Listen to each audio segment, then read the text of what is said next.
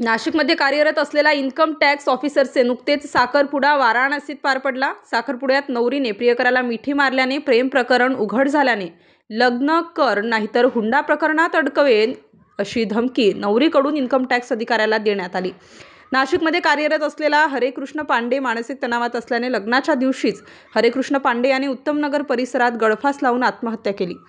बायको होणाऱ्या युवतीकडून सतत ब्लॅकमेल आणि मानसिक त्रासाच्या जाचाला कंटाळून त्याने आत्महत्या केली। या प्रकरणी अंबड पोलीस ठाण्यात गुन्हा दाखल केला गेला आहे। हरेकृष्ण पांडे हे इन्कम टॅक्स ऑफिसर होते। ते इन्कम टॅक्स कॉलनीमध्ये राहत होते। त्यांचे वाराणसी येथे त्यांच्या मूळ गावी एका महिलेशी विवाह ठरलेला होता, परंतु त्या महिलेचा विवाहबाह्य संबंध असल्यामुळे, दुसऱ्या मुलाशी प्रेम असल्यामुळे आणि ती महिला यांना मानसिक त्रास देत असल्यामुळे डिप्रेशनमध्ये जाऊन पांडे यांनी आत्महत्या केली गळफास लावून। त्याबद्दल अंबड पोलीस ठाणे येथे 306 पूर्वीचे आत्महत्येस प्रवृत्त करणे हे गुन्हा दाखल केलेला असून अधिक तपास महिला पोलीस उपनिरीक्षक स्टार न्यूजसाठी मोहसिन पठाण, नाशिक।